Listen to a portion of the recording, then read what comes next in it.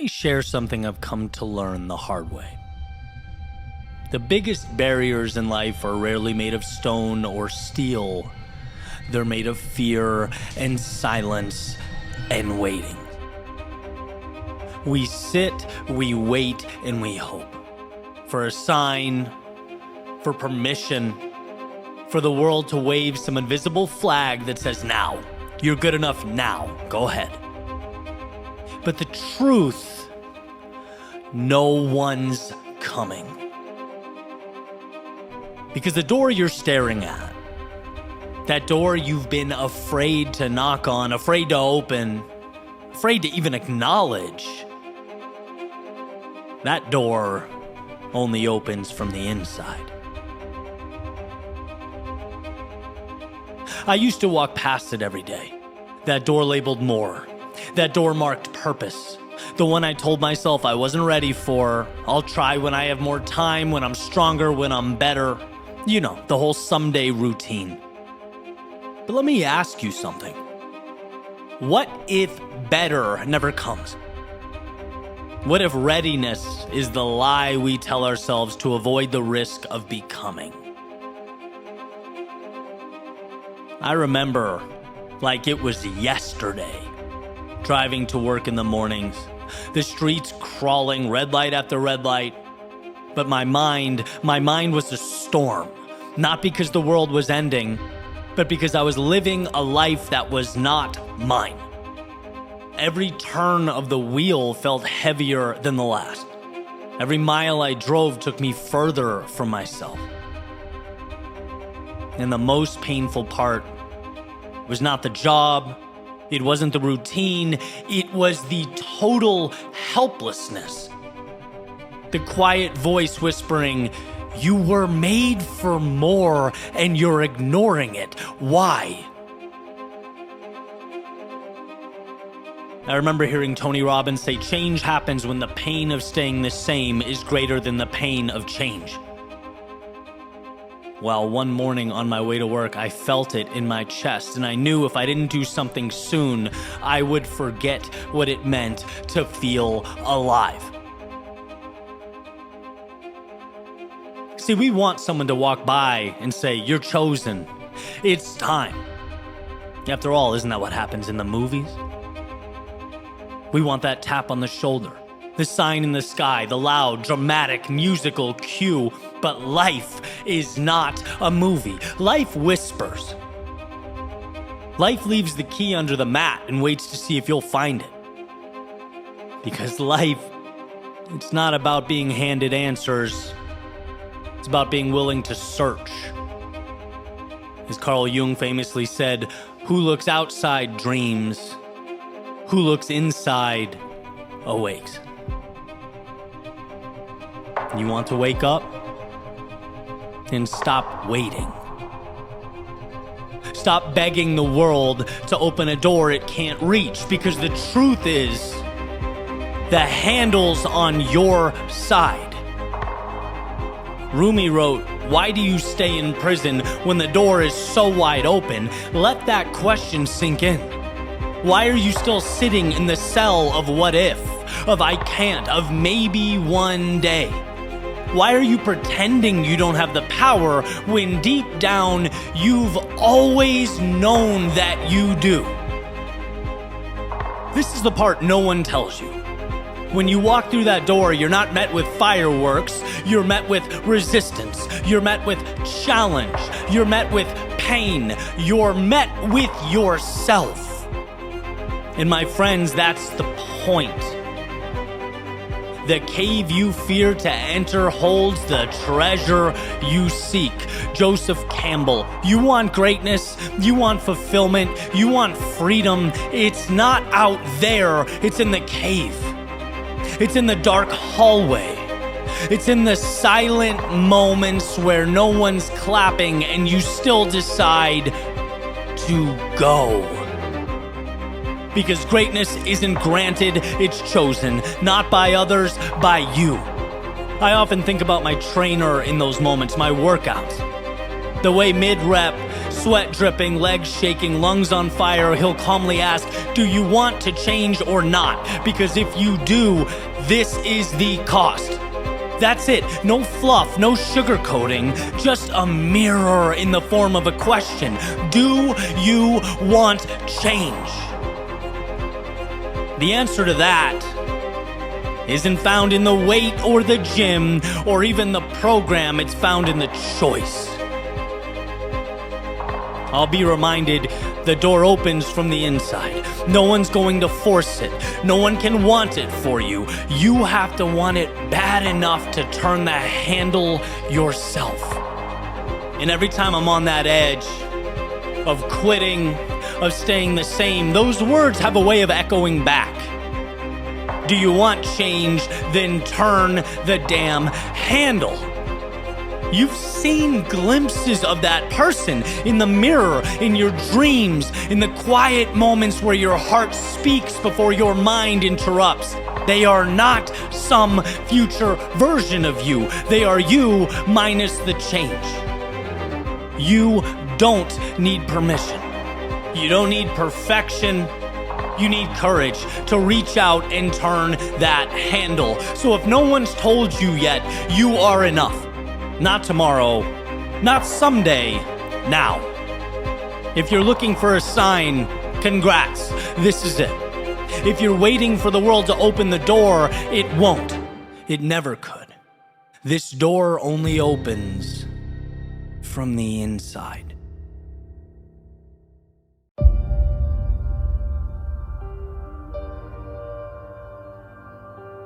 It's in our moments of greatest distress that we must find it within ourselves to see that which is difficult to see. It's when things seem hopeless, tragic.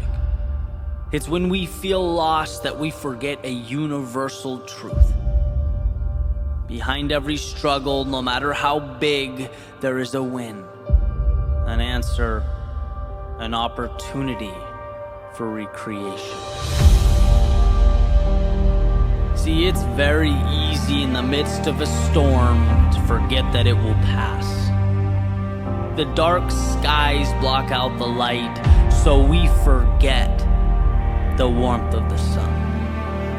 And the wind and the rain, it forces us inside, so we forget the perfection that is simply breathing in the cool air. We forget that all storms have one thing in common. They come and they go. They are temporary. And what they leave is hope, answers, the clearest, brightest of skies. See, I'm not asking you to see something that's not there. I'm not asking you to imagine or live a life of make-believe.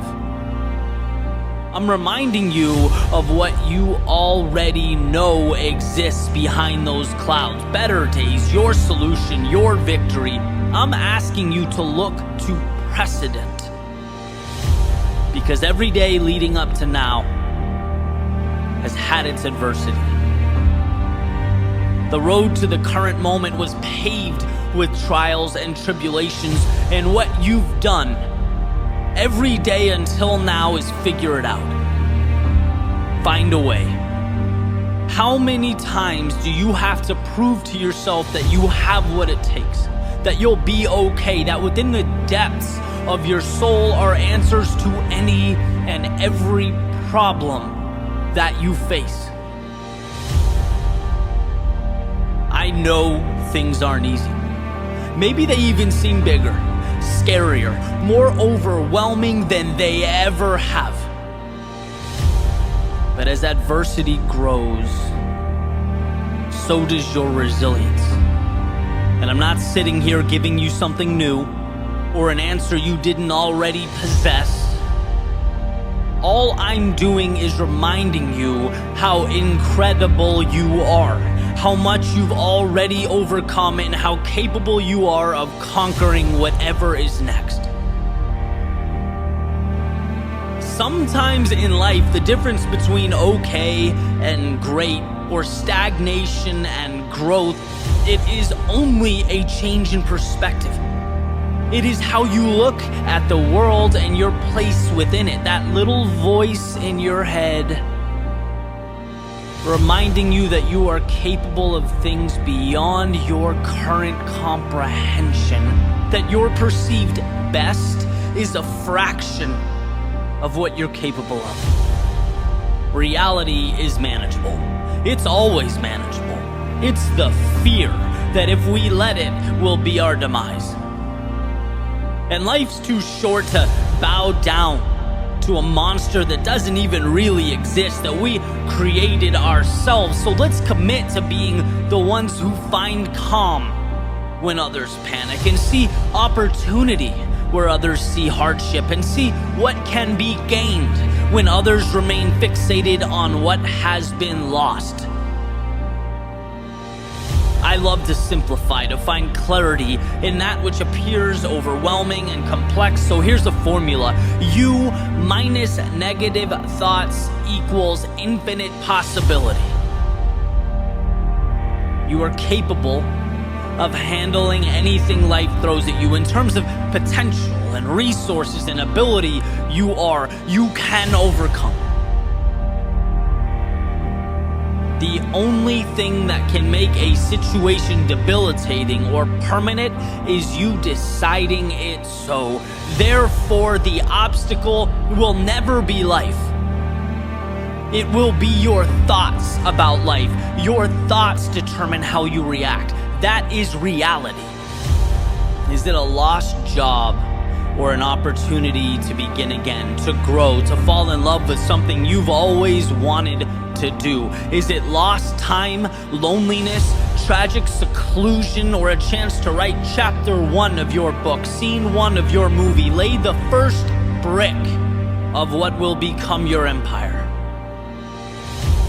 I've been sad and I've been happy, and I've been broke and I've had money, and I've felt alone and I've felt loved. But through it all, every step, every trial, every tribulation, I've come out stronger, battle-hardened, cognizant of the fact that happiness was a choice. Money is reacquirable, that some people go, but the ones that matter stay a part of you forever.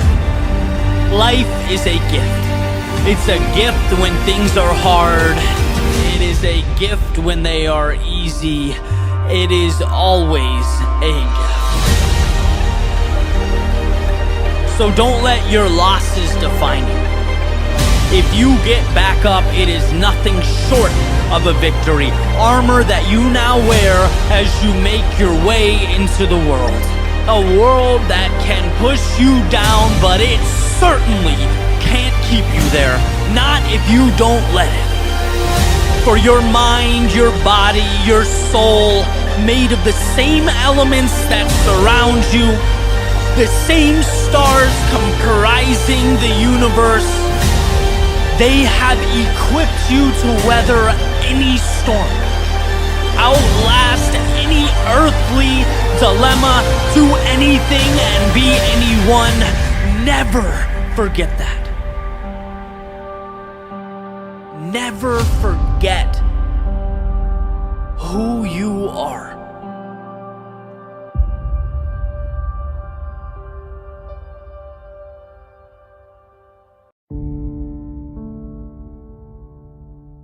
Sometimes success is merely hanging on when others would let go. Not doing anything spectacular or out of the ordinary. Not leaping a mile or jumping over a mountain. But simply carrying on. Thomas Edison has a famous quote that's really stuck with me over the years. He says, "Many of life's failures are people who did not realize how close they were to success when they gave up." Right? How close they were to the finish line when they turned their back and said it wasn't worth it. It's really an interesting thing to grasp. Right? Success is seeing what others can't. It's believing when others don't. It's taking the abstract, those visions, those pictures in your head, the make-believe, and finding the courage to make them real, bring them to life. It's this constantly evolving process, and it grows a little bit every single day. Sometimes we feel that progress, we feel the momentum, we do something big and it's exciting. And sometimes the progress feels small. And then there are times when we get knocked down and we don't see it at all. We feel like because we weren't validated that we lost, that we failed, that it wasn't enough. We forget that's part of the process, that progress is a journey. And it goes when you go, and it stops when you stop. Just like that famous Dalai Lama quote, right? The only way to fail is to quit. Period. No one ever stops because they can't. They stop because they decide to. They stop because they see that huge mountain and they think that's impossible. They forget it's only made of little rocks. They stop because they get so disheartened by the distance of the finish line that they forget it only takes a collection of little steps to get there. You don't have to leap the entire distance. You know, I've been there, right? This is me speaking from experience. It took me years to figure it out. And even now, life is rapidly evolving. I've poured my heart into things that, let's be honest, no one cared about. I've invested in opportunities that fell apart right in front of me. And each time it felt like the end of the world. You know, I've been lost, I've been unsure. Gotten up after things didn't go as planned and it felt like a loser. I had to look myself in the mirror and pick myself back up off the floor. But there's one thing that I kept doing that I never thought twice about. And that's continuing on. Whether life lifted me up or it beat me down, my plan for tomorrow was always the same. Get up and try again. Keep going. And as I sat down this morning with my pen and a piece of paper, I thought, what's the one thing I would want to be told if I started out again? What's the one thing that people need to hear most? And it's to simply keep going. Keep taking steps. Because one day the world will start to make sense. And you'll look around and you will be thankful for one thing. That when most would have stopped, you didn't. When the world said no, you said yes. There is nothing so powerful as a soul that refuses to back down. See, persistence is not an important thing or an essential thing. It's everything. So live as to see. Not what can be lost, but what will be gained. Find that light in darkness, even if it's a flicker, even if it's a spark. See, every loss makes you a little tougher, and every instant of sadness uncovers something beautiful. Every moment of fear teaches you to be a little braver. Every broken heart opens the door to a new connection. Instead of doubting yourself, feeling inadequate in life's darkest moments, know that you need what you are going through. You are uncovering the little victories hidden in plain view. So when the world feels like too much and your patience is thin, be stronger than that voice in your head begging you to think small. Stand on every experience, the good and the bad. Let it elevate you to a beautiful tomorrow.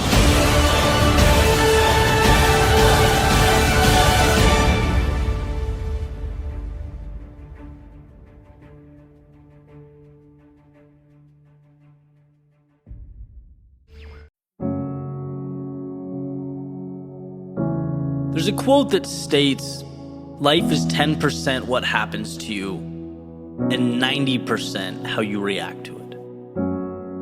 Which means that your reaction is drastically more important than the circumstance. And that's critical to know. It's critical to understand that no one in life has more power over your own situation than you. And there's an old story that hits on this point exactly. There's a father and a daughter. And basically the daughter's complaining. She's complaining about life, how difficult things are. She doesn't know how she's going to make it in whatever it is she's doing. I mean, the bottom line is she's tired of the day-to-day, right? And her father gets this idea. He says, come with me into the kitchen. And he gets 3 pots of water, puts them on the stove and turns the burners on. As soon as they start boiling, he drops a potato in the first one, an egg in the second one, and some coffee beans in the third one. And after some time goes by and they boil a little bit, he pulls them out, right? He puts the potato in a bowl, he puts the egg in a bowl, and he takes a ladle and he puts some of the coffee in a cup. And he says, what do you see? She says, well, I see a potato, I see eggs, and I see coffee. He says, yeah, but look closer. There's more there. Right? And she goes and she touches the potato and it's now soft. And he hands her the bowl with the boiled egg. Right? She takes the shell off and breaks it open. She sees that it's hard inside. Then finally he asks her to take a sip of the coffee. And, she smells it. She takes a sip and a smile comes to her face. She says, so what does all this mean? What are you trying to say? And he says, well, the potato, when I dropped it in the water, it was rigid, it was tough, it was uncompromising. But in the boiling water, it became soft, weak.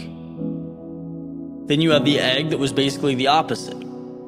This delicate layer protecting a liquid center, and the boiling water made it hard. And then there was the coffee. That wasn't just changed by the situation. It created something new. It took the same adversity and used it as a lever to bring something beautiful into existence. He then looks at his daughter and says, look, when things become challenging, when things become difficult, which one are you? What's your approach? See, maybe the question is not about how challenging the situation is, right? Maybe we've been asking the wrong question. Maybe it's, how do you transform yourself and by default, the world around you? How do you take your strengths, your values, your loves, your joys, your happiness, and let that lead you into something bigger? When life gets hard, and it does, what do you become? I always remind myself, we are not defined by life at peak state. As much as I wish that were the case, right? We're not shaped by the easy days or the times that we floated by. Because those times are great, they're enjoyable, but they're not what make or break us. It's the times that challenge us and ask us to be what we have not yet become. That's the good stuff. And this is another one of those, simple but not easy type things, because on paper it makes sense, it's understood. But it's an outlook that manifests over time. It's slowly stacked piece by piece and brick by brick, realizing that every situation provides you with tools to make something out of an apparent nothing. And then it waits, right? Because fate is in your hands. And I can certainly think of, times in my life, that's one of the reasons I love these stories. I can reflect where each one of those pots of boiling water was relevant, right? I can think of times I was too headstrong, like the metaphorical potato. I thought success would be easy. I thought projects would be simple to execute. I spent months doing things that just weren't good because I didn't ask, what does the world need? I asked myself, what do I want to give the world? and there has to be a marriage there, right? And it was a quick reminder that the world owes me nothing. I was humbled or softened, as the story goes. I've been the egg, I've been timid, I've been uncertain, thin-skinned, worrying about what people would say or the content I was creating, worried about perception. How would things look if I failed? And very quickly, I learned that when life is a game of comparison or one-upmanship, when you do things for reasons and people other than yourself, can't win. You overcompensate. You do things for the wrong reasons and you lose yourself. You become hardened.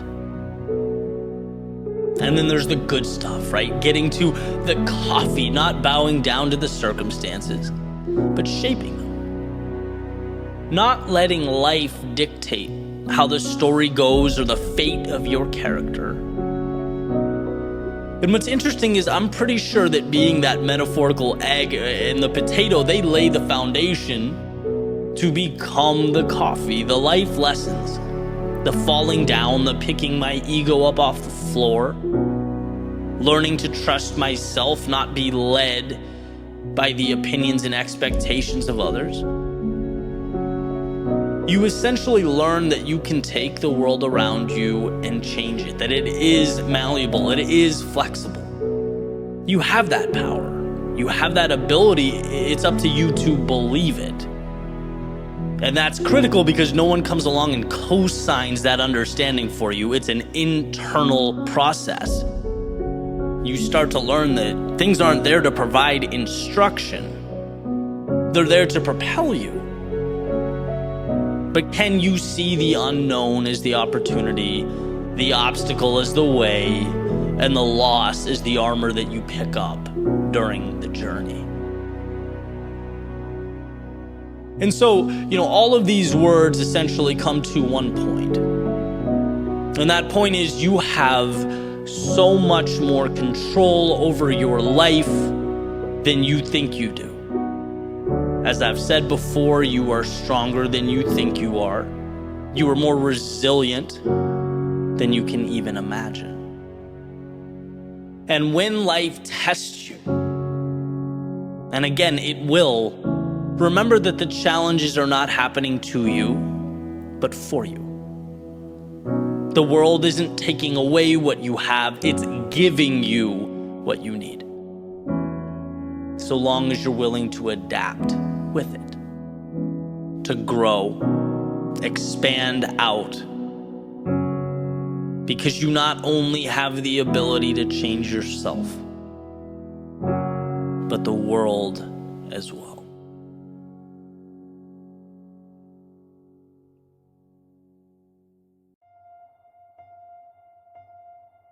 It's time.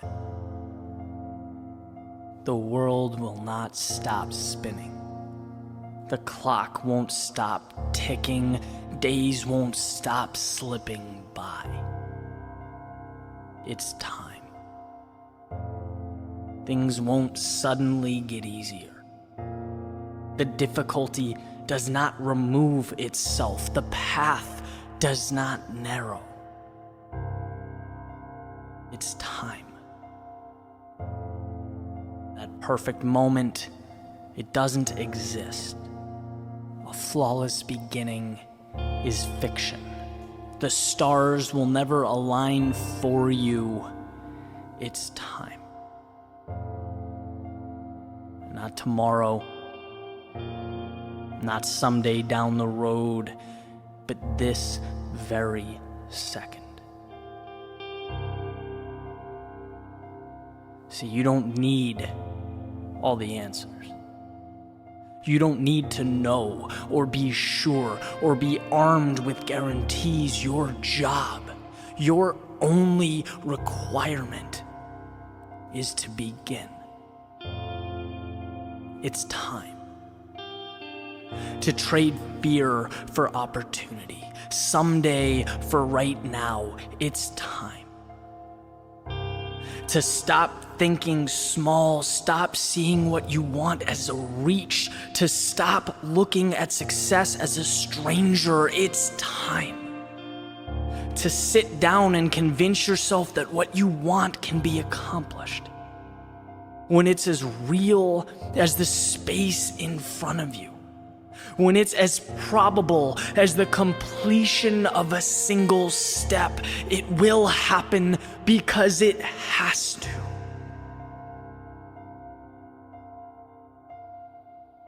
It's time.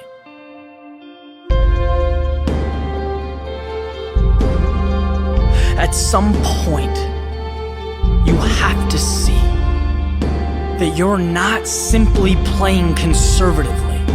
You're not being a perfectionist. It's not about being okay with where you are. No, if we're going to get anywhere, let's be truthful. Let's call it what it is. These things, these ideas, these excuses are a derivative of fear. The problem with possibility is that it's incredibly hard to quantify. Technically, if you've never had it, you've never lost it. And that is how we rationalize staying where we are. That's why we compartmentalize the things we want most as dreams.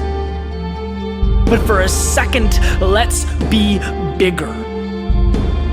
Let's start from the premise that what life can provide or become is limitless. It is truly infinite. And when you sit on an idea or you refuse to begin, you are in fact losing.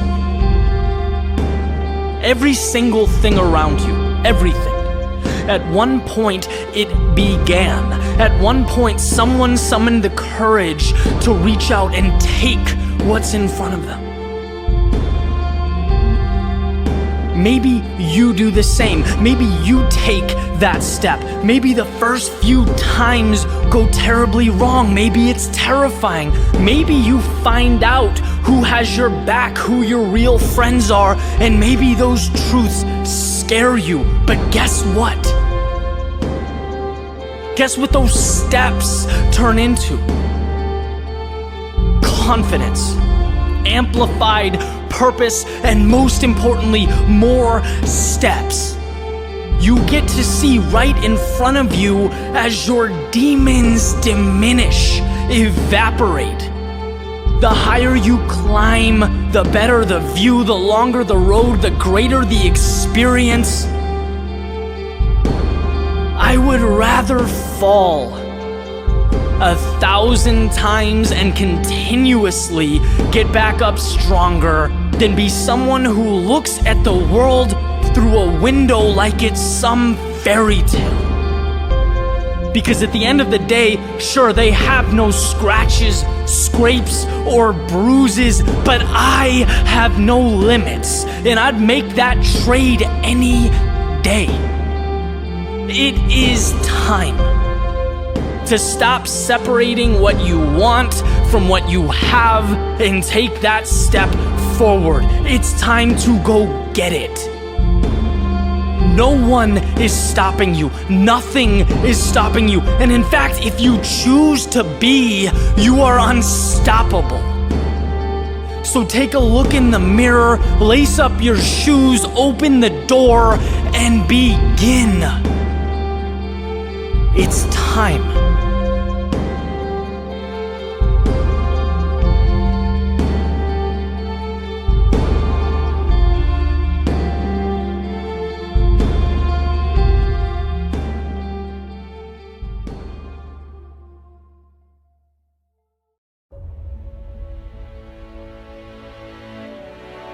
For a second, imagine that feeling in your stomach.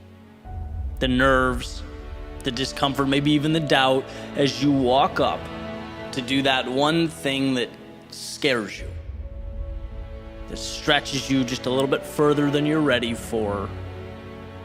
And as you move towards that sort of dark unknown, the mysterious discomfort, what's on your mind? Are you starting to rationalize? Maybe you're asking yourself, hey, why did I do this to begin with? It seemed like a good idea at one point. It seemed bold and adventurous. But now it seems like the wheels have hit the road and the narrative is shifting in real time. So try and recreate that feeling for a second. looking fear in the eyes. Capture what it means physically, mentally. Right? For me, it was public speaking. Right? Half a decade ago, standing backstage, palms sweating, little voice in my head saying, "Hey Ed, cubicle doesn't seem so bad right now, does it, genius?" Maybe, for you in this scenario, it's that big test that feels like the weight of the world is on your shoulders, everything's on the line. Maybe it's something like starting a conversation with a complete stranger, interview for a job you want, starting line of a race, having the courage to speak your mind online. Maybe it's doing something your family doesn't quite get or your friends won't understand, cutting ties with what's comfortable, a decision to be what you've always wanted to be. There's a million possibilities, right? There's a lot of fear that we dance with on a day-to-day basis. But in that moment, as your feet start moving in the very direction that will bring your ideas closer to your reality, and you're hit with that same feeling, that wall that tells us something isn't quite right, that's what I want to discuss. Because it's hard to be met with this feeling and still move confidently in the same direction, right? There's cognitive dissonance there. How can something feel wrong and be right? Should there be disconnect? It's funny, I really enjoy reading quotes, and particularly Lewis Carroll has resonated with me over the years. Things he said in his works, they're witty, they're funny, but they're powerful. And one in particular stood out to me. It's why sometimes I've believed as many as 6 impossible things before breakfast. I just loved the concept, the idea of immersing yourself, in the impossible, in the difficult, the thing that's not right in front of you, and sort of creating it as you go. So I got through The Looking Glass and Adventures of Alice in Wonderland, and it was an interesting read. I'm not sure I'd recommend it for everyone, but there was certainly one thing that popped out at me that I found incredibly valuable. And it was in Alice's journey holistically, right? So she goes into this rabbit hole, and the world is basically upside down. Nothing is as it was before she jumped. Nothing really makes sense. And what you see is her progression as a character, as she starts continually embracing the thing that feels abnormal, upside down and weird. But with each decision to move forward, she completely redefines this insane world that wasn't particularly warm and receptive to Alice to begin with. As she stands up to a queen running around ordering executions, she navigates a world with new rules and guidelines. She transforms the boundaries that used to define reality. And what I think is valuable is that there really wasn't this boom, transformative moment where everything changes. She just keeps subtly saying yes. She keeps moving forward without knowing for sure how things will work out or unfold, as if she's supposed to. And she becomes so accustomed to suppressing that feeling of fear and uneasiness that it almost becomes comical. She goes with it and becomes the author of a new story. She becomes untouchable in this world.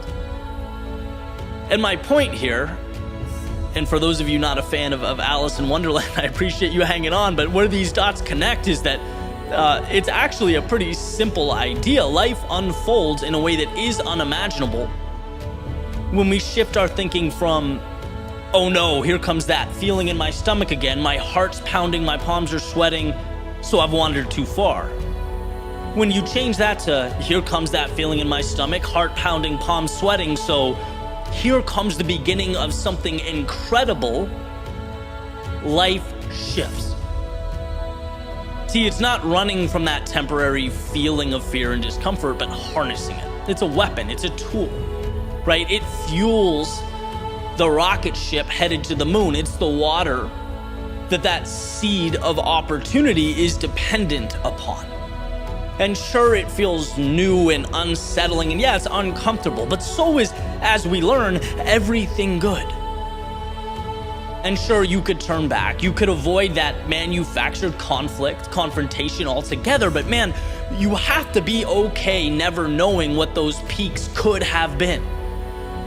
You have to be content imagining a life of adventure and not living it. And to me, that's a much steeper price, right? Because that feeling of fear in your stomach, it's temporary, it goes away. But the feeling of knowing you walked away when life held out its hand and offered you more, that doesn't go away.